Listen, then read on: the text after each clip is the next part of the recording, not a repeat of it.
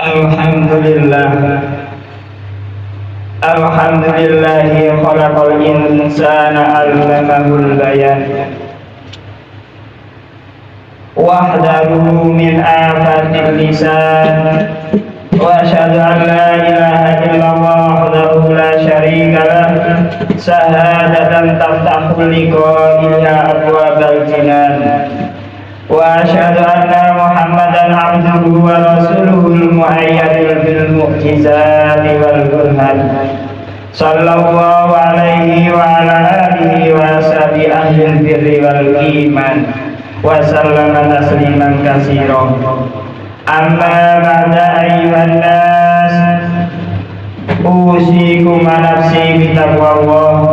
Usikum wa nafsi bitaqwallah faqad fazal muttaqun.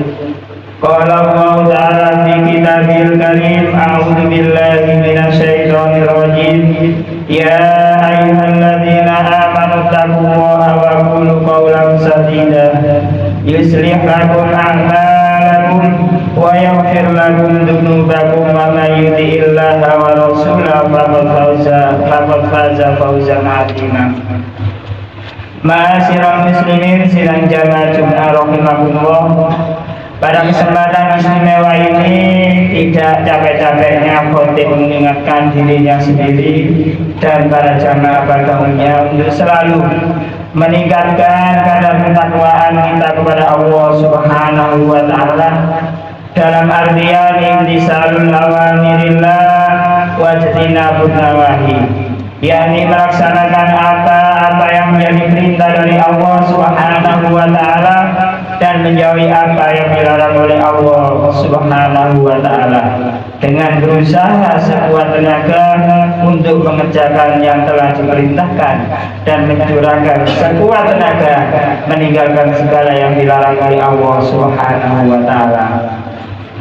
Hadirin sidang jamaah Jumat rahimakumullah, salah satu bentuk perintah Allah yang harus kita laksanakan sebagai konsekuensi dari ketakwaan kita kepada Allah yaitu menjaga lisan, menjaga mulut dari segala hal yang menyebabkan terjerumusnya kepada kekufuran dan kemusyrikan hingga mengakibatkan masuk neraka. Dalam Quran surat Qaf ayat 18 Allah Subhanahu wa taala berfirman, A'udzu billahi minasyaitonir rajim. Ma yarfidu min qawli illa ladaihi raqibun 'atid. Tidak suatu ucapan pun yang diucapkannya melainkan ada di dekatnya malaikat pengawas yang selalu hadir. Hadirin sidang jamaah Jumat rahimakumullah, penggunaan lafaz ladai menunjukkan betapa dekatnya kedua malaikat yang mencatat amal manusia, yaitu malaikat raqib dan atid, sehingga setiap perkataan, setiap perbuatan yang keluar dari lisan manusia tidak akan bisa lepas dari catatan kedua malaikat tersebut. Penegasan ini sebagaimana penjelasan dari An-Nasafi dalam kitab Mudharik Al-Tamsil dijelaskan, yaitu tentang kemudaratan daripada lisan itu. Hadirin sidang jamaah Jumat rahimakumullah, lisan merupakan salah satu nikmat Allah yang amat besar dan salah satu ciptaan Allah yang menakjubkan.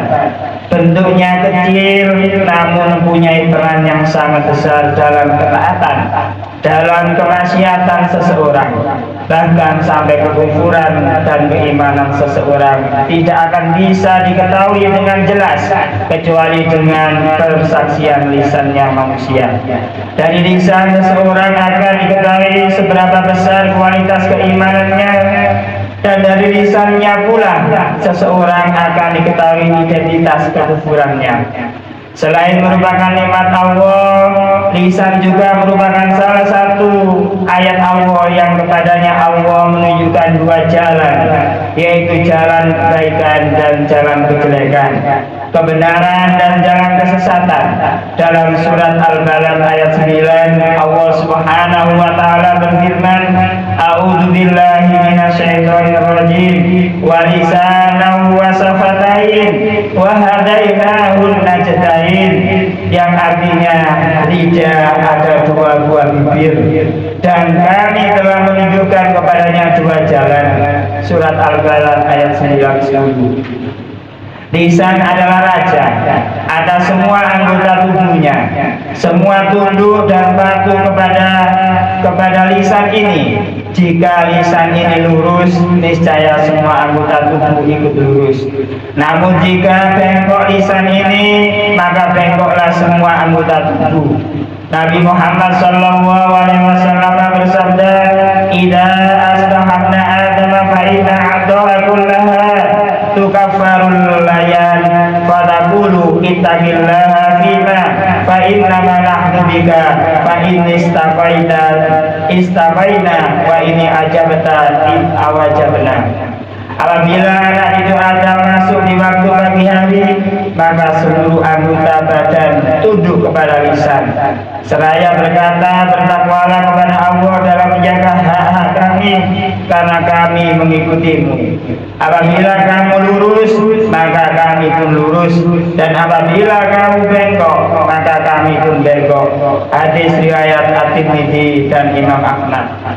Hadirin sidang jamaah Jumat rahimahullah, seorang manusia bisa masuk surga disebabkan lisannya. Apabila benar-benar lisannya itu, maka dia akan mendapatkan pahala. Dan sebaliknya, bila salah satu atau salah lisannya itu, maka dia mendapatkan dosa. Lisan manusia bisa mewujudkan zikir, bisa mengucapkan tasbih, bisa mengucapkan tahlil atau membaca Al-Quran, atau ucapan amal ma'ruf dan munkar lainnya. Kedua baik kepada manusia dan mengajak mereka kepada kebaikan. Lisan adalah salah satu nikmat Allah yang dipergunakan oleh hamba untuk kebaikan, untuk petunjuk dan kesolehan. Hadirin sidang jamaah Jumat rahimahullah, lisan sedang mengembara biasanya ke tempat yang tak bertujuan. Lahannya sangat luas, tidak terbatas dan bertepi. Ia memiliki peran yang sangat besar di dalam lahan kebajikan dan lahan keburukan. Maka barang siapa yang mengumbar lisannya dengan bebas dan tidak mau mengendalikannya, tidak mau menjaganya, maka setan akan menggiring lisan ke dalam segala sesuatu yang dia ucapkan, lalu menyeretnya ke jurang kehancuran dan selanjutnya jatuh ke dalam kebinasaan. Tidak ada seorang pun yang dapat selamat dari tergelincirnya lisan kecuali orang-orang yang mau mengendalikan, mau menjaga dengan tali kekang syariat, dengan tali kekang aturan agama yang kuat, sehingga lisannya tidak mengucapkan kecuali sesuatu yang memberi manfaat di dunia dan di akhiratnya. Hadirin sidang jamaah Jumat rahimahullah, terkait dengan kehausan atau keharusan menjaga lisan kita, ini Imam An-Nawawi menyatakan, ketahuilah bahwa setiap mukallaf, orang yang berakil balik, orang yang sudah dewasa, harus menjaga lisannya dari semua perkataan kecuali perkataan yang di dalamnya terdapat kemaslahatan, terdapat kemanfaatan yang jelas, dan ketika perkataan itu mubah hukumnya. Sedangkan dalam meninggalkannya terdapat maslahat, akan disunahkan untuk menahan diri darinya. Karena terkadang perkataan yang mubah akan menyeret manusia menuju keharaman atau kemakruhan. Bahkan ini menjadi hal yang umum di dalam adat kebiasaan kita manusia. Sedangkan keselamatan, maka tidak ada sesuatu pun yang menyamainya. Rasulullah Muhammad SAW bersabda, "Man kana yu'minuna billahi wal yaumil akhir falyaqul khairan aw liyasmut." Barang siapa yang beriman kepada Allah dan hari akhir, maka hendaklah dia berkata baik. Kalau tidak bisa berkata baik, hendaknya dia diam. Hadis riwayat Imam Bukhari dan Imam Muslim. Hadirin sidang jamaah Jumat rahimahullah, Hadis yang disepakati kesohihannya ini merupakan nas yang sahih, bahwasanya tidak seharusnya seseorang berbicara melainkan apabila perkataan tersebut baik, yaitu yang tanpa jelas manfaatnya, dan ketika ragu tentang ucapannya, tentang kejelasan manfaatnya, maka janganlah berbicara. Al-Imam As-Syafi'i berkata, apabila seseorang ingin berbicara, maka hendaklah dia berpikir terlebih dahulu sebelum berbicara.